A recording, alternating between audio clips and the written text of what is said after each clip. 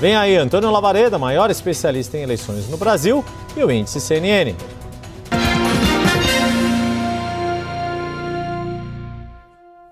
Muito bem-vindo, como sempre, Antônio Lavareda. Nós estamos a pouco mais de 5 meses do primeiro turno e, pela primeira vez no ano, o índice CNN, o agregador de pesquisas que foi desenvolvido pelo IPESP Analítica, registra 2 movimentos simultâneos das curvas de aprovação e desaprovação de Lula.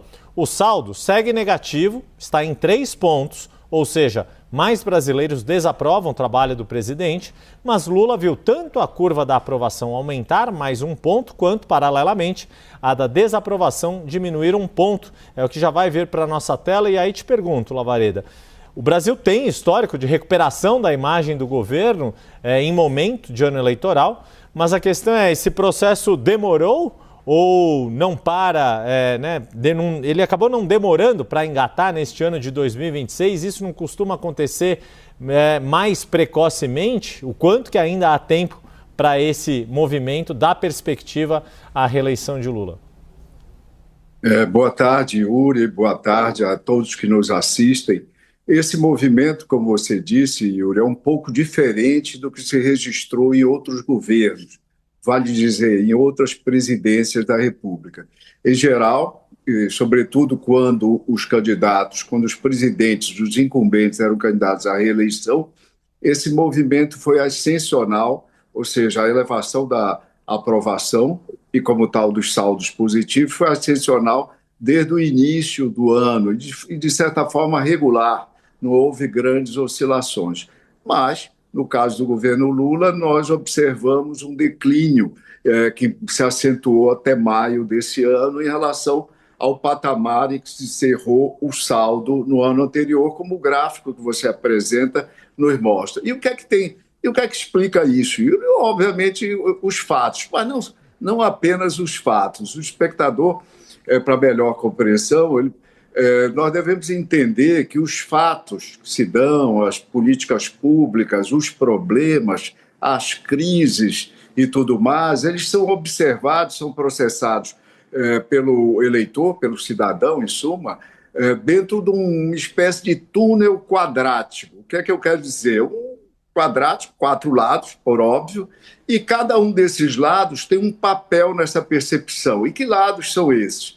Em primeiro lugar, a experiência pessoal. Então, por exemplo, o cidadão vê o desenrola, então ele tem a experiência, ele é alvo ou não daquela política pública e ele vai usufruí-la ou não e ter uma posição sobre isso.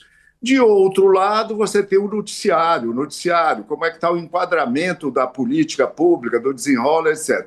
De outro lado, você tem os ataques, a crítica, a propaganda negativa. E de outro lado, e muito importante para os governos, a comunicação governamental. Em outras palavras, a propaganda. E, Yuri, quem ligar a televisão hoje, de alguns meses para cá, vai ver que a propaganda do governo federal, que era bastante escassa, está frequente e reiterada nessas principais políticas públicas. Melhor demonstração disso, Yuri, é o Desenrola. O Desenrola, até agora, foi utilizado, teve adesão efetiva de 1,5 milhão, grosso modo, de brasileiros. Pois bem, 1,5 milhão é 1% apenas do eleitorado brasileiro, mas o programa já tem um impacto muito mais efetivo, um impacto bastante substancial, contribuindo para a melhoria da aprovação do governo, Yuri. Já que você deu essa deixa, Lavareda, então vamos trazer dados de 2 institutos que vão nos ajudar a explicar isso. Tanto Datafolha quanto Quest vão nos ajudar nesta missão para explicar esses movimentos a partir da percepção do eleitorado sobre 2 medidas anunciadas pelo governo. Uma, no primeiro caso, o Lavareda já fez menção, o novo Desenrola, a expectativa de que este novo Desenrola vai ajudar a economia do país. No segundo, a aprovação do fim da taxa das blusinhas, daquela que ficou conhecida assim. Nesses 2 casos, Lavareda, a gente vê mais de 70% de aval da opinião pública. Mas eu me pergunto, ou melhor, eu te pergunto, se no caso do Desenrola há risco dessa expectativa acabar sendo frustrada que foi o que aconteceu, de certa maneira, com a isenção do imposto de renda para quem ganha R$ 5.000. Aqui já estão os dois gráficos na tela. Do lado esquerdo, a percepção de que o Desenrola, para mais da metade, vai beneficiar muito ou vai beneficiar um pouco a economia. E do lado direito da tela, 73% dizendo que o governo agiu certo ao pôr fim à taxa das blusinhas, Lavareda. Começando pelo Desenrola, Yuri, vamos dar uma olhada nisso. O programa veio em função de uma realidade que também outro dado da pesquisa identificou, que era o seguinte: você tinha 47% da população endividada com bancos financeiros, cartão de crédito, dívida desse tipo, basicamente financeiras. E desse percentual, desses endividados, 62% estavam atraso, estavam inadimplentes, em suma. Então, o programa aparece para facilitar a vida dessas pessoas. Obviamente, com o passar do tempo, os juros altíssimos praticados no Brasil, por vários motivos que nós não vamos abordar aqui, provavelmente levarão brasileiros novamente, mesmo resolvendo suas dívidas, atuar no programa, levarão à inadimplência, um bom número de brasileiros, porque a causa estrutural tem a ver, sobretudo, com o patamar elevado dos juros. Mas, de imediato, nos próximos meses, digamos, isso dá um alívio substancial. E lembrar que nós estamos numa temporada eleitoral, estamos distantes 4 meses da eleição. Então, é um programa que tem consequências efetivas do ponto de vista do sentimento, do mood da população. No que concerne à taxa das blusinhas, os números dessa mesma pesquisa do Nexus, do Instituto Nexus, são impressionantes, Yuri. Vê só, compraram em sites internacionais no ano passado 50% dos brasileiros. 50% dos brasileiros, é um número que me surpreendeu. Não sei se surpreende a você. É um número importante. Então, a aprovação das taxas das blusinhas é elevada e haverá, a pesquisa mostra, consequências palpáveis. 12% dos entrevistados disseram que vão comprar mais, passar a comprar mais produtos internacionais. E 16% disseram que vão voltar a comprar produtos que tinham deixado de comprar. Então, você veja, 28%, é quase 3 em cada 10 eleitores, positivamente impactados por uma medida governamental que, na verdade, Yuri, vem retificar o que, de certa forma, pode ser considerado um equívoco da criação dessa taxa lá atrás. Yuri, se o governo tivesse feito uma bateria de focus group, não precisava nem muitos, com 2, 3 focus groups, ia ter identificado à época que a medida era apenas desastrosa, Yuri. Pois é, falando em retificação, muito obrigado por me corrigir, Lavareda. Esses dados são do BTG Nexus nesse quesito ali do fim da taxa das blusinhas. Me equivoquei no nome do instituto, mas também vai ter dado depois da Genial Quest. Mas, Lavareda, a gente está tratando deste movimento, né, que ocorreu em paralelo. Essas medidas do governo, o anúncio dessas medidas, ocorreu em paralelo à principal crise vivida pela pré-campanha de Flávio Bolsonaro, que é, neste momento, o principal adversário de Lula e tem sido desde que foi colocado como pré-candidato do PL. Você vai nos trazer outro recorte do Datafolha que mostra o impacto na imagem do senador quando vieram a público as mensagens em que ele tratava do financiamento do filme Dark Horse com o ex-banqueiro Daniel Vorcaro. Já está na tela ali. 64%, aqui arredondando, 64%, estamos falando de 2/3 achando que ele agiu mal e 25%, 1/4, achando que ele agiu bem nesse episódio, Lavareda.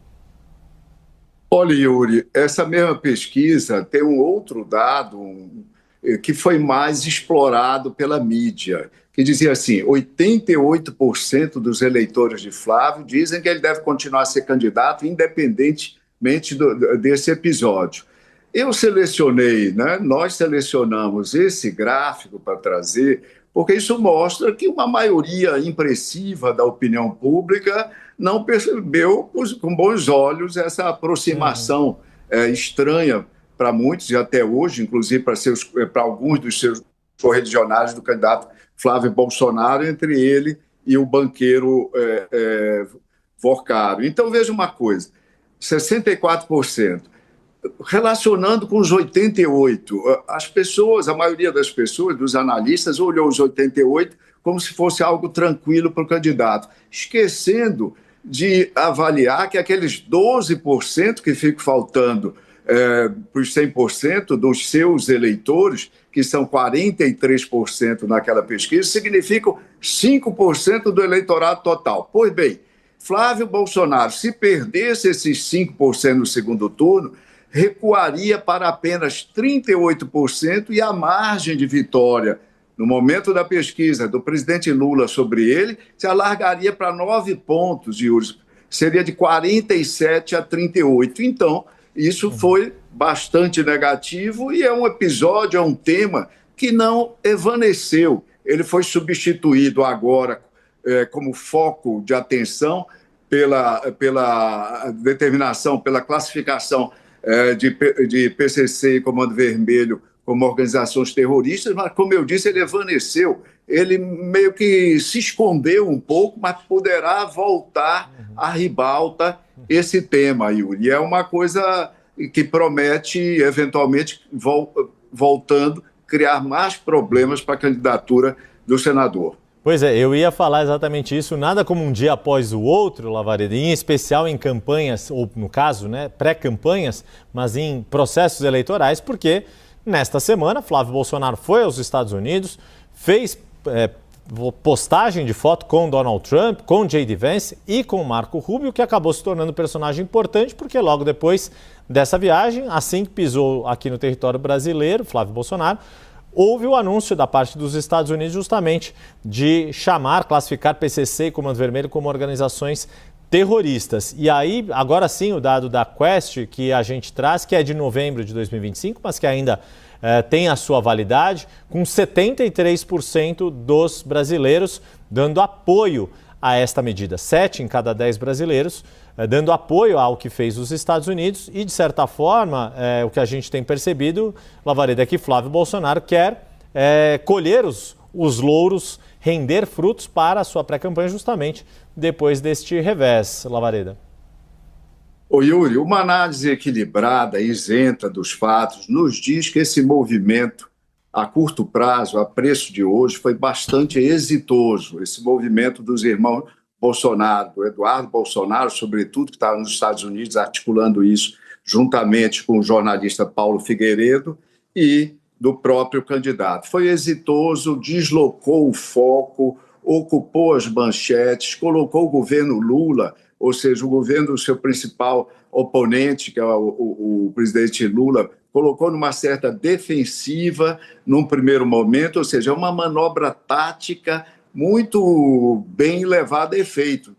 Todos devemos reconhecer isso. Agora, passado o primeiro momento, os primeiros momentos, virão as análises técnicas. Boa parte dos especialistas na questão da segurança já levantam, já fazem ressalvas, já começa a haver um coro do mundo econômico de preocupações em relação às consequências disso para o setor bancário, para investimentos eventuais na economia brasileira, ou seja, isso tudo pode nos levar numa direção que, eventualmente, essa adesão da população, que, como você bem lembrou, não deve ter mudado de novembro para cá, essa posição, que foi, inclusive, acompanhada pelos outros candidatos de direita, vale dizer, mas essa posição pode ser, digamos, essa posição maciçamente favorável pode ir sendo ponderada, digamos, mitigada por outras considerações.